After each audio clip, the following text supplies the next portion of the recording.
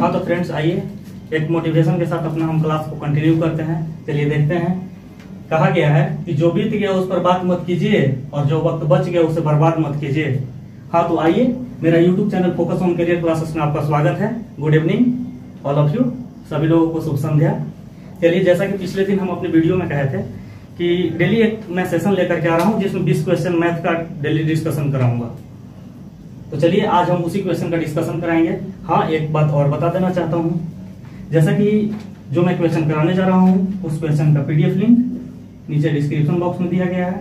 आप चाहें तो वहां से पहले पीडीएफ को डाउनलोड कीजिए और इसके बाद उसको ओपन कीजिए और इसके बाद क्वेश्चन बनाने का कोशिश कीजिएगा। अगर नहीं बनता है तब आकर के क्वेश्चन का डिस्क्रिप्शन आप यहाँ पे देख सकते हैं। चलिए शुरू करते हैं आज का पहला क्वेश्चन।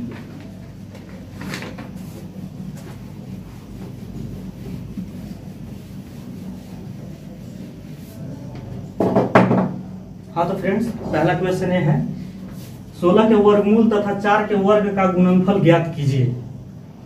तो बोल रहा है, पहला क्वेश्चन है 16 का वर्गमूल और 4 का स्क्वायर, इसका गुणनफल ज्ञात करना है। तो 16 का वर्गमूल 4 हो जाएगा और 4 का स्क्वायर 64 हो जाएगा। सॉरी, 4 का स्क्वायर 16 हो जाएगा। तो 16 चौके 64, आपका यही आंसर होगा, जो कि ऑप्शन नंबर हमारा बी है। क्वेश्चन नंबर 2 देखेंगे।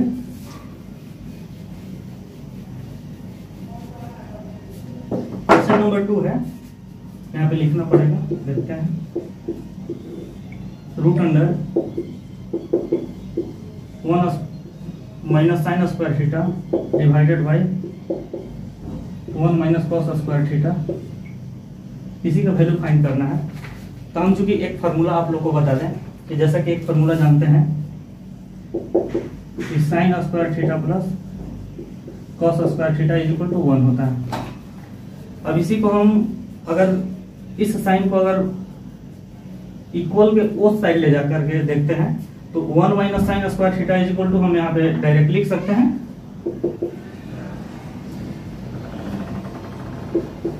Root under cos square theta divided by 1 minus cos square theta is equal to sine square theta. ये रूट दोनों के लिए कवर कर रहा है, इसलिए रूट और स्क्वायर दोनों कट जाएगा। फिर मेरा फाइनली यहाँ पे बचेगा cos theta by sine theta, that is called cot theta. और कॉट थीटा मेरा आंसर हो जाएगा। ऑप्शन के मुताबिक इसको देखें तो हमारा ऑप्शन ए इसमें भी आंसर हो जाएगा।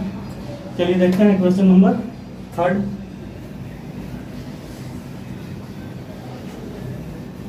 एक बात और मैं बता देना चाहता हूँ, किसी भी चीज को सीखने के लिए क्या है ना कि वो थोड़ा स्लो पढ़ने से ज्यादा बेटर होता है।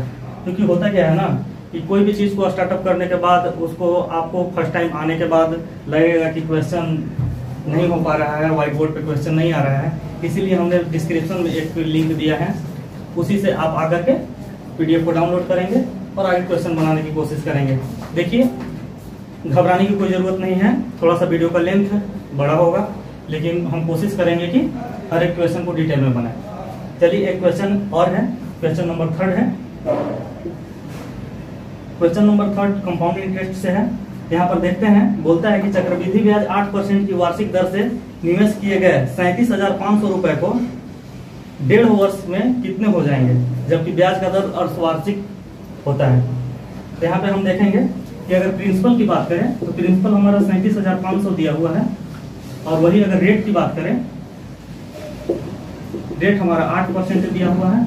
और यही अगर टाइम की बात करें तो टाइम हमारा 1 गुना 1/2, दैट इज कॉल्ड 3/2। इसको हम लिख सकते हैं 1.5 ईयर। ठीक है। और यहाँ पे चूंकि बात क्या हो रहा है कि अर्धवार्षिक बोल रहा है,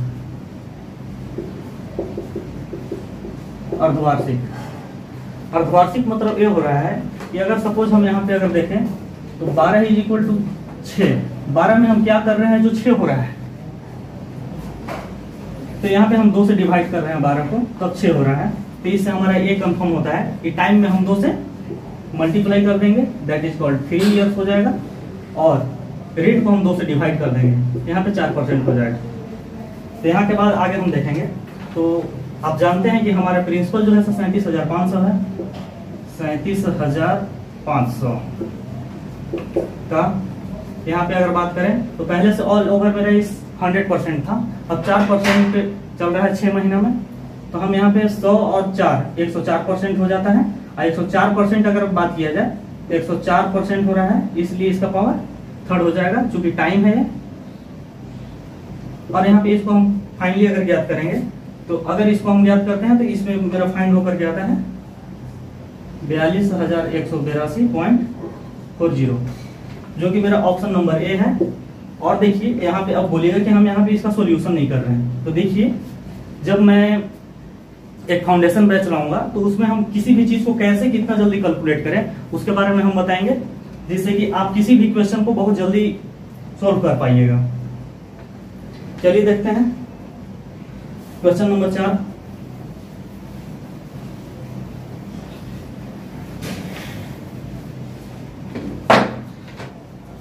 क्वेश्चन नंबर 4 ट्रिगोमेट्री से है। चलिए 4 नंबर क्वेश्चन यहाँ पे लिखा हुआ है कि यदि कॉट ए बराबर 12/5 है तो sine A plus cos A into cosec A का वैल्यू कितना होगा। तो यहाँ पे हम लिख सकते हैं cot A is equal to 12/5 मेरा दिया हुआ है, और क्वेश्चन में पूछ रहा है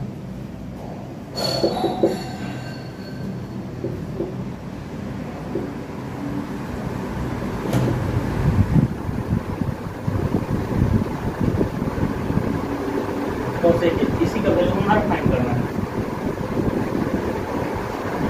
चलिए तो हम यहाँ पे देख सकते हैं ये जो टर्म है इसको हम क्या लिख सकते हैं, थोड़ा सा ध्यान से देखिएगा। साइन ए प्लस कॉस ए और मल्टीप्लाइड में कॉसेक ए है, तो हम इसको लिख सकते हैं 1/sin ए। अगर ये साइन जो है ये साइन 1/sin ए जो टर्म है ये दोनों टर्म के लिए है, क्योंकि यहाँ पे प्लस है। तो अगर 1/sin ए से इस टर्म में गुना करेंगे तो ये साइन कट जाएगा, और अगर इस टर्म में गुना करेंगे तो ये साइन जब कटा तो यहाँ पे 1 बच गया और प्लस cos/sin हो जाएगा,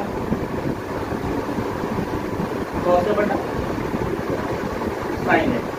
यहाँ पे हम ये देखेंगे कि cos/sin है बराबर हम क्या लिखते हैं 1 + cot a, और हमारा 1 और प्लस cot a का हमारा वैल्यू दिया हुआ है 12/5। अब इसको हम फाइनली क्या करेंगे तो 5 के 5 और 12 17/5, यही हमारा आंसर हो जाएगा, जो कि हमारा ऑप्शन नंबर बी है। इसी प्रकार से देखते जाना है और आगे क्वेश्चन को बनाने की कोशिश करना है।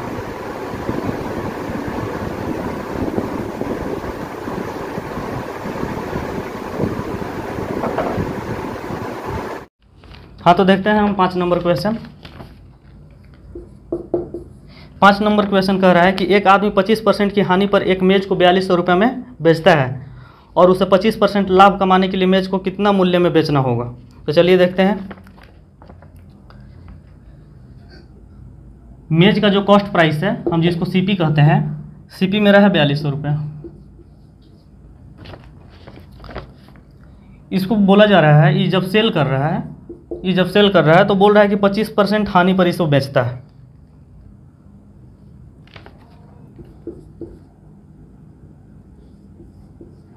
तो हम यहाँ पर ये देखेंगे कि 25% जब हानि पर बेचा होगा इसको, तो पहले इसका तो 100% वैल्यू रहा होगा, लेकिन जब 25% हानि पर बेचा तो इसका रेट कितना हो गया होगा 75%। और बोल रहा है कि उसे 25% लाभ कमाने के लिए कितना में बेचना होगा। तो ये ऑल ओवर पहले से क्या था 100% और 25% हमको लाभ कमाने के लिए 125 हो गया। अब इसको हम सोल्व कर लेंगे। 25 × 75 और 25 बचे 125, ये हो जाएगा 14 × 70, यानी 7000 रुपये हमारा आंसर आता है। हमारा ऑप्शन नंबर सी आंसर हो जाएगा।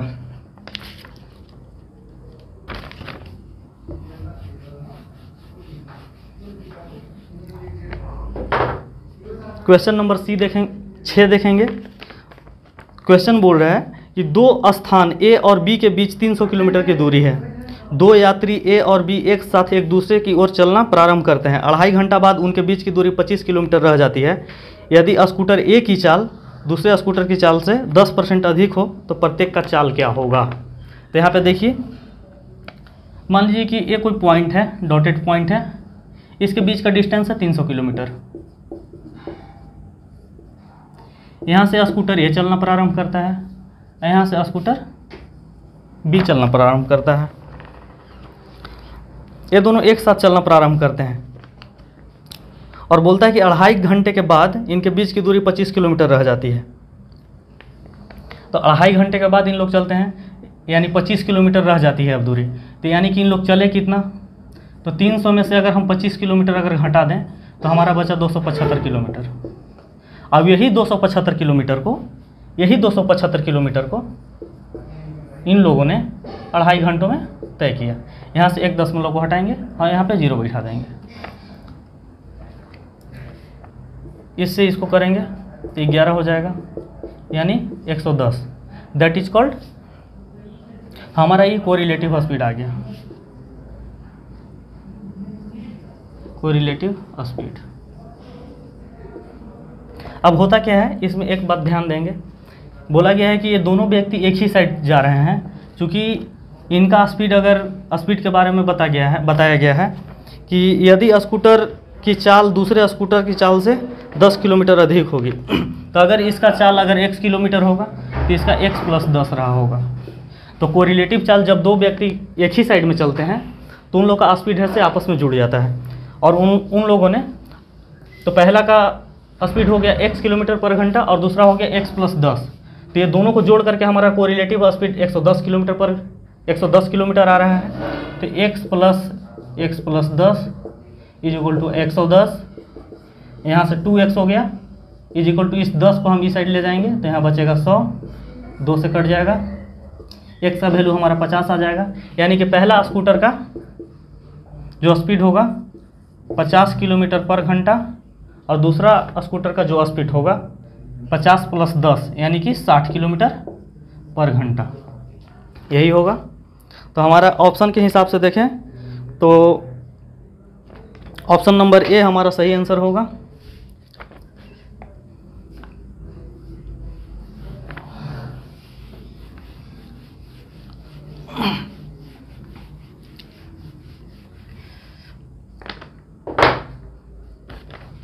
क्वेश्चन नंबर हम लोग 7 देखेंगे।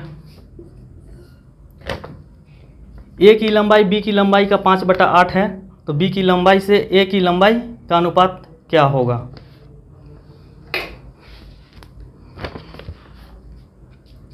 देखिए यहाँ पे एक चीज़ हम देखते हैं कि जैसे कि ए की लंबाई बोल रहा है बी का लंबाई का 5/8, यानी कि इससे इसका लंबाई है से कम है। तो इसको हम मान लेंगे, यहाँ पे डिसीजन करने के लिए एक बात हम बता दें आप लोग को, बोल रहा है ए की लंबाई बी की लंबाई से 5/8 है, 5/8 यानी कि ऑल ओवर 1 से कम हो रहा है। यानी कि पहले अगर इसको 8 माने तो ये हमारा 5 हो जाएगा। तो बोल रहा है कि बी की लंबाई से ए की लंबाई का अनुपात क्या होगा। तो बी की लंबाई से ए की लंबाई का अनुपात क्या होगा, यानी क्वेश्चन में पूछ रहा है b/a क्या हो जाएगा, तो 8:5 हमारा यही आंसर हो जाएगा। चलिए ठीक है, 7 का हमारा ऑप्शन नंबर डी। देखिए ये छोटी छोटी क्वेश्चन है, बट एग्जाम में आती है तो बच्चे लोग को ये समझ में नहीं आता है कि हम किसको 8 माने और किसको 5 माने, और यहीं पे कंफ्यूज कर देते हैं लोग। यहाँ पर a/b का वैल्यू 5:8 आया, ऑप्शन में भी यहाँ पे दिया हुआ है ए में 5:8, और यहाँ पे लोग पहला आंसर टिक करके चले जाएंगे जो कि एग्जाम में गलती करके आ जाएंगे।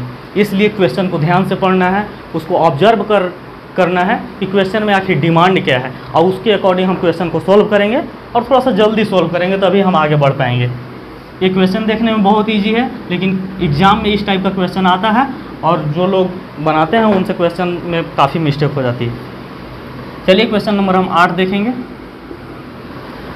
क्वेश्चन नंबर 8 है, एक आदमी ने 360 रुपये में 12 संतरे खरीदे और 10% लाभ पर बेच दिए। अपने प्रति दर्जन संतरे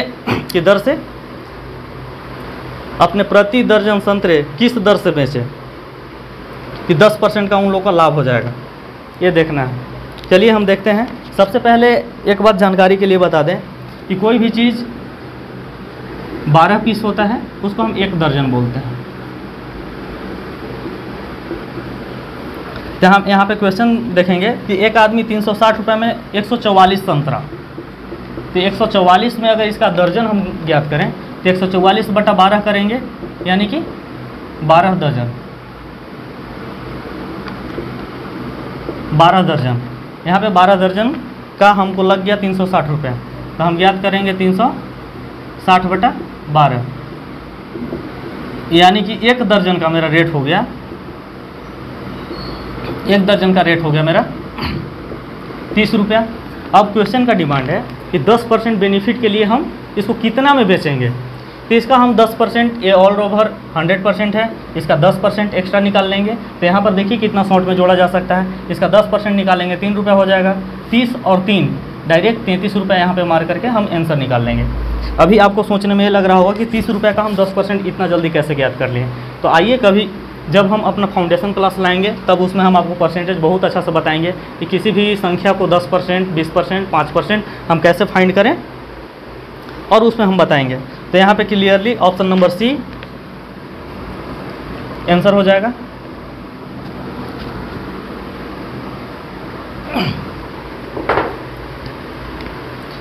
क्वेश्चन नंबर 9 हम लोग देखेंगे।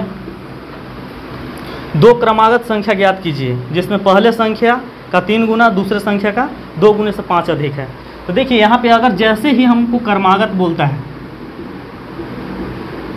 तो क्रमागत मतलब होता है कि पहली संख्या से दूसरी संख्या का डिस्टेंस जो है से 1 का अंतर मात्र हो। तो अगर हम पहली संख्या, अगर फर्स्ट संख्या अगर x मानते हैं तो दूसरा का संख्या जो हो जाएगा x + 1 हो जाएगा मेरा, और ये दोनों बराबर हैं। कब हैं? पहली संख्या का 3 गुना और दूसरी संख्या का 2 गुना से 5 अधिक है।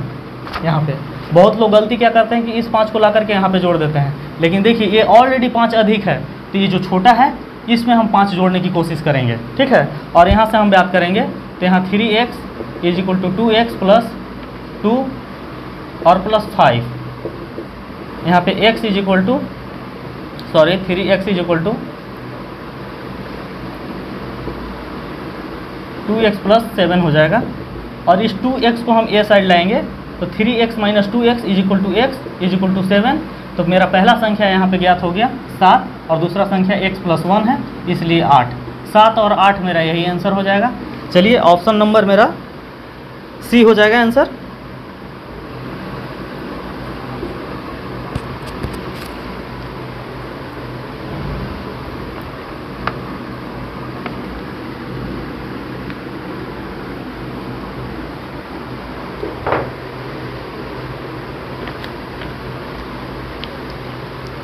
क्वेश्चन नंबर हम 10 देखेंगे। क्वेश्चन नंबर 10 है, एक टैंक x तथा y द्वारा क्रमशः 5 घंटा 10 घंटा में भरा जा सकता है, जबकि एक अन्य नल 20 घंटे में खाली कर देता है। तो इस टैंक को कितने घंटे में भरा जा सकता है? देखिए यहाँ पे 3 नल लगा हुआ है, एक टैंक है, एक टैंक है, इसमें 2 ठो लगा हुआ है। पहला जो है से 5 घंटा के पर हिसाब से भर रहा है और दूसरा है से 10 घंटा के स्पीड से भर रहा है। एक तीसरा का इसमें लगा हुआ है, ये 20 घंटे के हिसाब से इस टंकी को खाली कर रहा है। तो बोला ये जा रहा है कि जब तीनों, पहला, दूसरा और इसको तीनों को एक साथ खोल दिया जाए तो टंकी कितना समय में भर जाएगा। तो सबसे पहले इस टाइप का क्वेश्चन को बनाने के लिए 5 घंटा 10 घंटा 20 घंटा, ये तीनों का अगर एलसीएम हम लेंगे तो हमारा 20 एलसीएम हो जाएगा। तो इसका क्षमता क्या होगा भाई? तो 5 चौके 20, 10 दूनी 20 और 20 इकाई 20, यानी कि ये जो पहला और दूसरा ये दोनों भरने का काम कर रहा है और तीसरा का है खाली करने का काम कर रहा है। यानी कि 1 घंटा में 4 दूनी 6 में से 1 घट जाएगा तो 5, यानी कि 1 घंटा में 5 से टंकी भर रहा है। मेरा टंकी का कैपेसिटी 20 है, तो 20 बटा अगर हम 5 करेंगे तो हमारा ऑल ओवर टंकी जो है 4 घंटा में भर जाएगा। हमारा आंसर हो जाएगा ऑप्शन नंबर बी। चलिए देखते हैं आगे क्वेश्चन।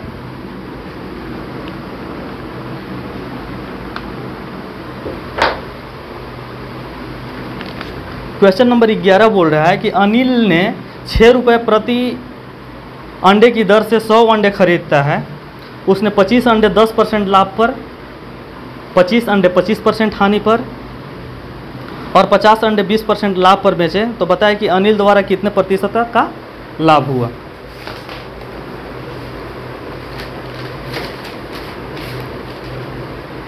चलिए देखते हैं। सबसे पहले हम अगर इसमें कॉस्ट प्राइस की बात करें तो अनिल जो है, क्वेश्चन नंबर 11 है, अनिल जो है 100 अंडा खरीदता है। कैसे? 6 रुपये के हिसाब से, यानी कि 600 रुपये उसका कॉस्ट प्राइस लग गया है। अनिल जो है 6 रुपये के हिसाब से 100 अंडा खरीदता है, यानी कि 600 रुपये उसका कॉस्ट प्राइस लग गया। और बोलता है कि 25 अंडा को 10% लाभ पर बेचता है। तो हमारा एक अंडा को कितना में खरीद रहा था? 6 रुपये में। तो यहाँ पे बोल रहा है क्वेश्चन कि 25 रुपया, 25 अंडा को 10% लाभ पर, यानी कि 6 रुपया पहले से है और 10% लाभ इसमें जोड़ेंगे तो 6.6 हो जाएगा। ठीक है। और फिर बोल रहा है कि 25 अंडा को 25% हानि पर, यानी कि 6 का अगर 25% अगर बात बोले तो 4.5 रुपया हो जाएगा।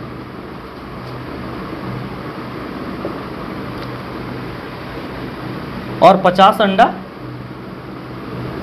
को 20% लाभ पर बेच रहा है, यानी कि 6 रुपया में अगर 6 का अगर 20% अगर हम जोड़े तो 6 प्लस 20%, 6 प्लस 20% हो जाएगा 1.2, यानी कि ऑल ओवर 7.2। इसी का वैल्यू हमको फाइंड करना है। यहाँ से हम 25 को कॉमन ले सकते हैं जल्दी से फाइंड करने के लिए। तो यहाँ पे बच जाएगा 6.6 प्लस 4.5 प्लस 2 गुना 7.2, क्योंकि यहाँ पर 50 है। 50 में से अगर 25 को अगर कॉमन ले लेते हैं तो हमारा 2 बच जाएगा। ऑल ओवर चलिए इसको हम जोड़ लेते हैं 25, और ये सब को जोड़ेंगे तो यहाँ 6.6 प्लस 4.5 प्लस 7 दूना 14.4। इसको हम देखेंगे, इसको सबको हम ऐड करने के बाद 25 गुना 25.5 हो जाएगा मेरा। अगर इसको हम मल्टीप्लाई करेंगे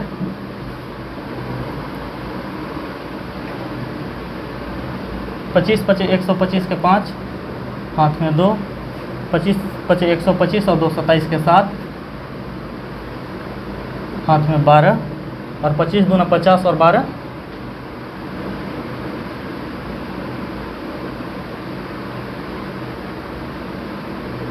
कहीं मिस्टेक हो रहा है क्या? चलिए फिर से हम मल्टीप्लाई करेंगे। यहाँ पे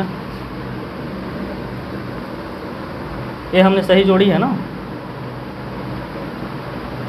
25 25 125 के 5, हाथ में 12, 25 25 125 और 12 37 के 7, हाथ में 13 और 25 दूना 50 13 63, यानी 137 रुपये 50 पैसा।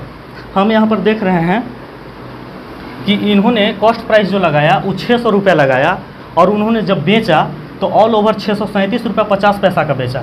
तो हम यहाँ पर ये देख सकते हैं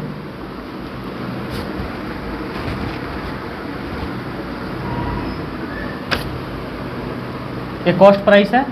और अगर सेलिंग प्राइस की अगर बात बोले, सेलिंग प्राइस तो 637 रुपया 50 पैसा, ये मेरा सेलिंग प्राइस हुआ। तो हम यहाँ पर क्वेश्चन में पूछ रहा है कि इनका लाभ या हानि क्या हुआ। तो यहाँ पे सिंपल सी लॉजिक है कि 600 रुपया उनका कॉस्ट प्राइस था और 637.50 पैसा में उन्होंने बेचा। तो ऑफकोर्स की बात है कि यहाँ पे 37 रुपये 50 पैसा का इनको बेनिफिट हुआ है। तो हमारा फ़ायदा हुआ है 37 रुपये 50 पैसा का, कितना में? 600 रुपये में। इसी का हम परसेंटेज ज्ञात कर लेंगे, 2 जीरो से जो 2 जीरो कट जाएगा और हमारा यहाँ पे आ जाएगा आंसर 6.25% लाभ, और जो कि हमारा ऑप्शन नंबर बी हो जाएगा आंसर।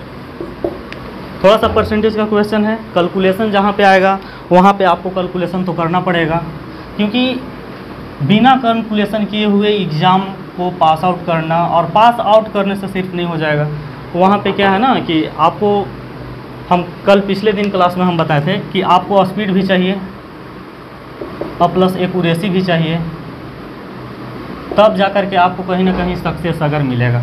ठीक है, तो धैर्य बनाए रखना है और आगे मेहनत करना है और बढ़ते जाना है, ताकि जितने भी आगामी परीक्षा होंगे उनका हम तैयारी कर सकें। क्वेश्चन नंबर 12 कह रहा है, एवरेज का क्वेश्चन है, देखिए समझने की बात है। बोल रहा है कि राज ने अपने 4 विषयों में 67, 69, 78 तथा 88 अंक प्राप्त किए।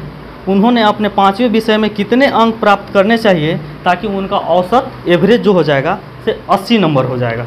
ठीक है, चलिए देखते हैं। अगर बात किया जाए तो इनको एवरेज 80 लाने के लिए पहले से मान लीजिए कि 5 1 2 3 4 5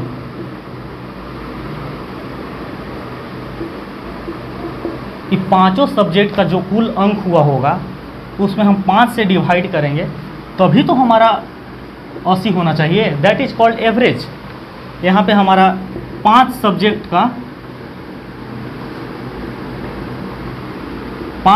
का कुल अंक बराबर, इसको हम इसमें मल्टीप्लाई करेंगे तो मेरा 400 हो जाएगा।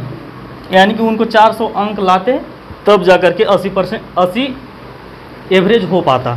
और इनका जो नंबर है कुल सब्जेक्ट में, एक सब्जेक्ट में 67 है, एक सब्जेक्ट में 69 है, एक सब्जेक्ट में 78 है, एक सब्जेक्ट में 88 है, यही है। तो सबसे पहले देखेंगे 5वां सब्जेक्ट का हमको पता नहीं है, तो ये चारों को जोड़ लेंगे और उस 400 में से घटा देंगे। तो चलिए इसको हम जोड़ने की कोशिश करते हैं।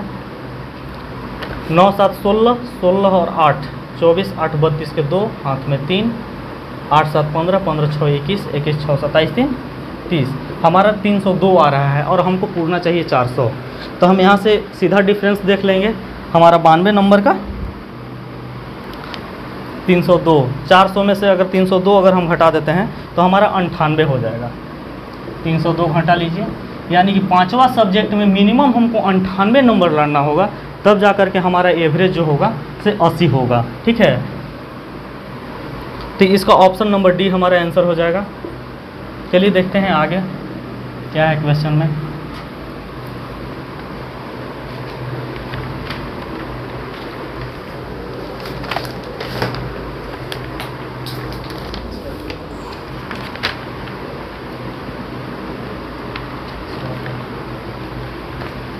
क्वेश्चन नंबर 13, क्वेश्चन नंबर 13 बोल रहा है कि एक यात्री ने बस में यात्रा करते हुए पाया कि 35 खंभे को 1 मिनट में पार कर लिया और 2 खंभे के बीच में मात्र 50 मीटर का दूरी है। तो बताइए कि उस बस का रफ्तार कितना रहा होगा। तो यहाँ पे बात देने की बात यह है, ध्यान देने की बात यह है कि जैसे कि मान लीजिए कि 1 खंभा हुआ, 2 खंभा हुआ, 3 खंभा हुआ, 4 खंभा हुआ, 5 खंभा हुआ। ठीक है, तो यहाँ पर 5 खंभा की अगर बात करें तो देखिए हम 35 खंभा यहाँ पे नहीं दिखलाने वाले हैं, क्योंकि हम समझाने वाले हैं कि यहाँ पे कॉन्सेप्ट क्या होता है। मान लीजिए कि 5 खंभा है, यहाँ से बस जा रही होगी, सिंपल लॉजिक है, यहाँ से खिड़की से कोई देख रहा होगा। ठीक है, तो 5 खंभा को जब बात करें तो 2 खंभे के बीच में 50 मीटर का डिस्टेंस है, यानी कि 1 डिस्टेंस, 2 डिस्टेंस, 3 डिस्टेंस, 4 डिस्टेंस, यानी कि 5 खंभा की हम बात करें तो हमारा टोटल डिस्टेंस कितना काउंट हो रहा है, 1 2 3 4, 4 डिस्टेंस बात हो रही है। तो इसी प्रकार जब हमारा 35 खंभा जब पार किया होगा उस बस के यात्री ने, तो उसको पता चला होगा कि 34 खंभा के बीच का डिस्टेंस निकला होगा। तो 2 खंभा के बीच का डिस्टेंस 50 मीटर है। तो बताइए 34 का 50 मीटर के हिसाब से अगर बात किया जाए तो 34 गुना अगर 50 करेंगे हम तो 1700 मीटर हो गया। और 1700 मीटर को अगर किलोमीटर में अगर हम चेंज करें तो 1000 से इसमें हम डिवाइड करेंगे। दैट इज़ कॉल्ड 1.7 किलोमीटर इन्होंने तय किया और टाइम दिया हुआ है इनका 1 मिनट। तो बताइए कि 1 मिनट में 1.7 किलोमीटर हुआ। ठीक है, तो अब बताइए कि उनका स्पीड जो बताना है किलोमीटर पर घंटा में, तो अगर घंटा की बात करें तो हमारे यहाँ पे मिनट दिया हुआ है। 1 मिनट में 1.7 किलोमीटर, तो हम यहाँ पे 60 मिनट में 60 मिनट बराबर 1 घंटा होता है।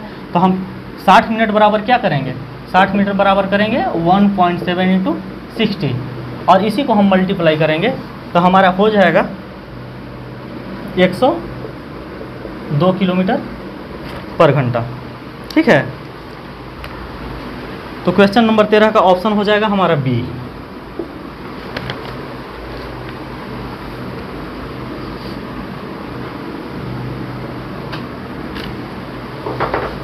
क्वेश्चन नंबर 14 हम लोग देखेंगे।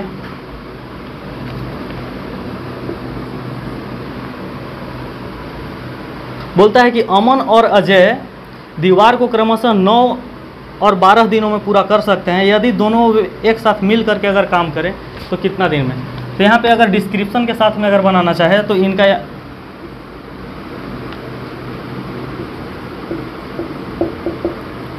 अमन 9 दिन और अजय की बात करें तो 12 दिन। ये हमारा टाइम एंड वर्क का क्वेश्चन है। ये तो क्वेश्चन बहुत इजी है, इसलिए हम थोड़ा सा जो व्यक्ति वैसे हैं जो फाउंडेशन बैच कहीं नहीं किए हैं उनके लिए तो थोड़ा सा हमको बताना पड़ेगा, और जो वैसे व्यक्ति हैं जो पहले से तैयारी करके आए हैं भाई उनको थोड़ा सा धैर्य भी रखना होगा। चलिए देखते हैं इसको बनाने का तरीका है 1/9 प्लस 1/12। और चलिए यहाँ पे अगर हम बात करें इसको शॉर्ट में अगर हम बात किया जाए तो इसको ऐसे भी हम बना लेते हैं कि अगर सपोज ये दोनों का एलसीएम की अगर बात करें तो 12/9 हम एलसीएम ना लेकर के मान लीजिए कि इसका कोई कॉमन अगर नहीं हो रहा है तो इसको हम डायरेक्ट हम ले लेंगे 12 + 9 और 9 × 12, तो 12×9 21 हो गया। अब 12×9 108 हो गया। इसको ये हमारा इफ़िशियंसी हो गया। ठीक है, अब इसको हम अपोजिट करके लिख लेंगे 108/21। चलिए देखिए हम 3 से डिवाइड इसको करते हैं। 3 × 7 = 21, 3 × 3 = 9 और 3 × 6 = 18, यानी 36/7। अगर इसको फ्रैक्शनल में अगर हम करते हैं तो 7 × 5 = 35 और 1 = 36, यही हमारा दिन होगा। देख लीजिए ऑप्शन में क्या है, 5.1/7, यही हमारा आंसर हो जाएगा। ऑप्शन नंबर ए हमारा आंसर होगा, देख लीजिएगा।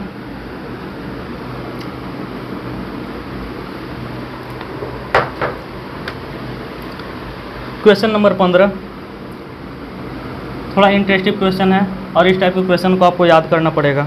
जैसे बोल रहा है कि 50 से 100 तक के मध्य कितनी अभाज्य संख्याएं होती हैं, ये तो आपको याद करना होगा। चलिए इसको एक लाइन में बता देते हैं और बाकी फिर फाउंडेशन बैच लाएंगे तो उसमें हम बताएंगे कि किसको अभाज्य संख्या कहते हैं, किसको प्राकृतिक संख्या बोलते हैं, किसको सम संख्या कहते हैं, किसको विषम संख्या कहते हैं। तो यहाँ पे अगर 0 से अगर 1 से अगर 50 के बीच की अगर बात किया जाए तो इसमें 15 अभाज्य संख्या होता है, और अगर 50 से 100 के बीच अगर बात किया जाए तो 10 अभाज्य संख्या होता है। यही हमारा आंसर हो जाएगा। ऑप्शन नंबर देख लीजिए बी है।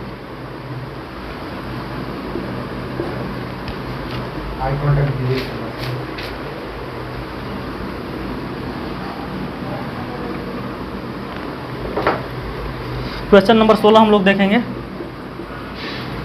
16 बोल रहा है कि दो संख्याओं का गुणनफल 35,828 तथा HCF 26 हो तो LCM क्या होगा। तो हम यहाँ पे एक फार्मूला पढ़ेंगे, जब LCM HCF की बात आ ही गई है तो उसमें एक फार्मूला पढ़ेंगे कि दो संख्याओं का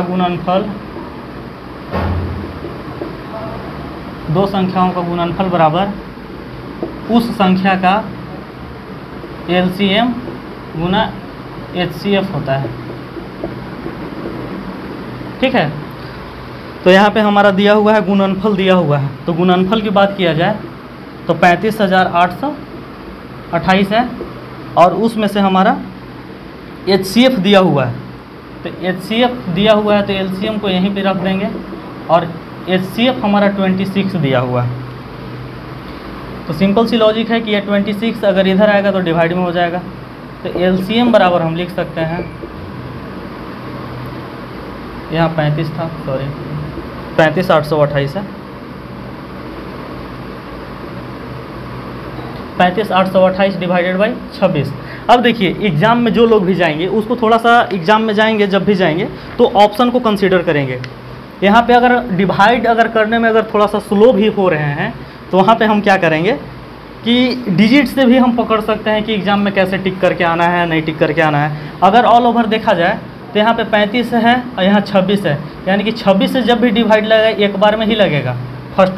तो जो भी आंसर का जो फर्स्ट डिजिट होगा मेरा यहाँ से लेफ़्ट साइड से वो मेरा 1 होना चाहिए। और यहाँ पे ऑप्शन नंबर सी में हमारा दिख रहा है 1378, यानी कि 1378, 1378, और यही मेरा आंसर हो जाएगा 1378, यानी कि एलसीएम जो होगा हमारा वही 1378 होगा।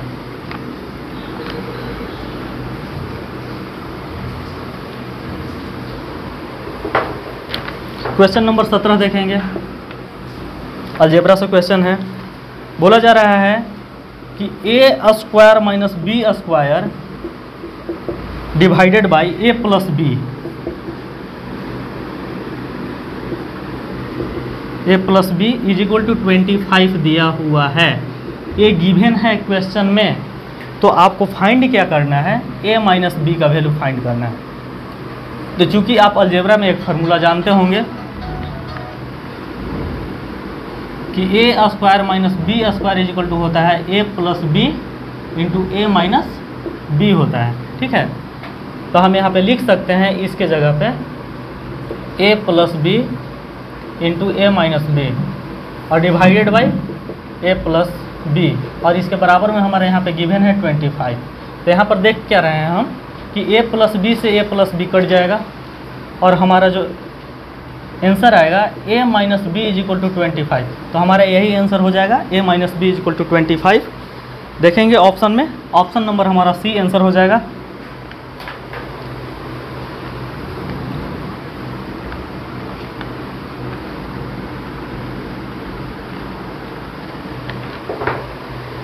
चलिए क्वेश्चन नंबर हम 18 देखेंगे।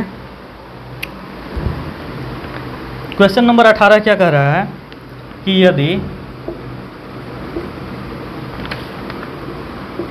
3x plus 0.04x is equal to 0.608 है।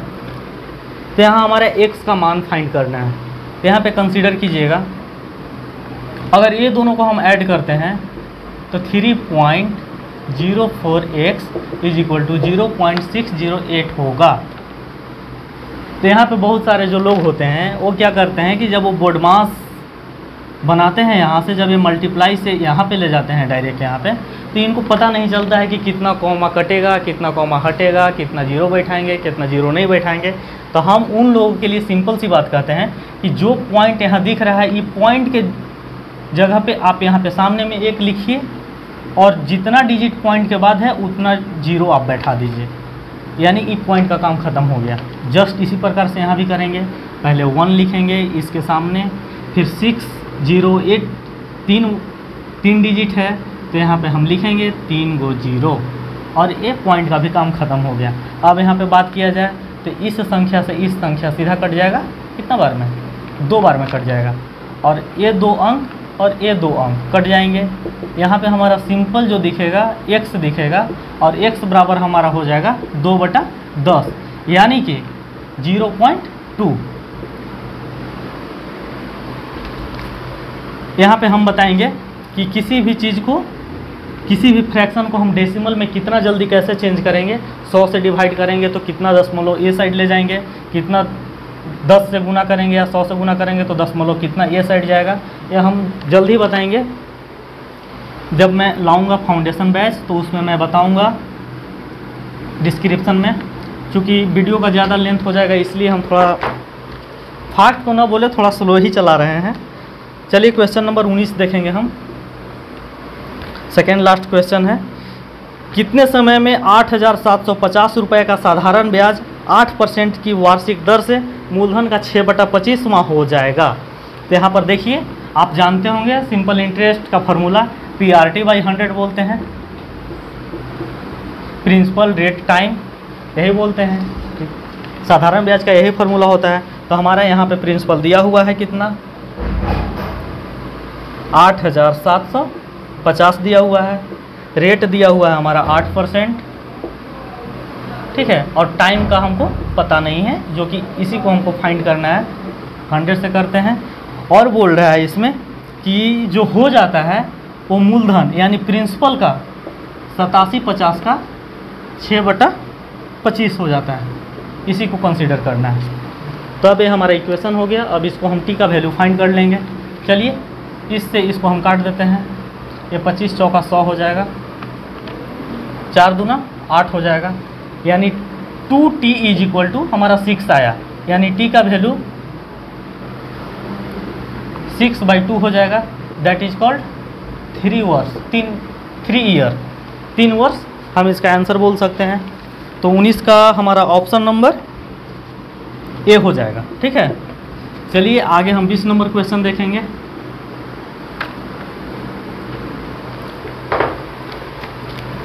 क्वेश्चन बोल रहा है रूट अंडर, हम 20 नंबर क्वेश्चन बता रहे हैं। क्वेश्चन बोल रहा है कि root under x² + y² is equal to 25 और y is equal to 2x है। तो find the value of x का वैल्यू फाइंड करना है। चलिए देखते हैं। रूट अंडर y बराबर 2x दिया हुआ है, तो x² जैसे है वैसे ही छोड़ देंगे। ये y के जगह पर 2x का वैल्यू पुट करेंगे और यहाँ पे स्क्वायर का चिन्ह लगाएंगे और यहाँ पे मेरा 25 दिया हुआ है। चलिए देखेंगे। रूट अंडर x² पहले से है, इसको लिखेंगे और 2x का स्क्वायर करेंगे तो 2 दूनी के 4 हो जाएगा और x का स्क्वायर करेंगे x² लग जाएगा इज इक्वल टू 25 हो जाएगा। यहाँ पे देखिए 4x² और x² टोटल 5x² हो जाएंगे और ये रूट अंडर यहाँ पे रहेगा और ये 25 हो जाएंगे, ठीक है। और अगर हम यहाँ से बात करें तो ये रूट है तो इधर जा कर के स्क्वायर में चढ़ जाएंगे तो यहाँ पे हो जाएंगे 25 का square is equal to 5x²। तो यहाँ पे मेरा 5x² बराबर 625। तो 5 से अगर इसको काटा जाए तो 125,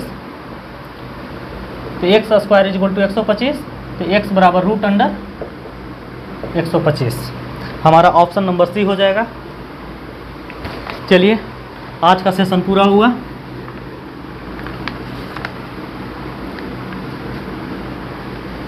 आज जो भी हम डिस्कशन कराएं जस्ट इसी प्रकार से आने वाला समय में भी रेगुलर डेली, बोले तो डेली 20 क्वेश्चन का डिस्कशन हम कराएंगे आपके सामने डेली, जो कि सुबह में आपको टेलीग्राम चैनल पे क्वेश्चन का PDF मिल जाएगा और शाम को मंडे टू फ्राइडे हम डिस्कशन करा देंगे।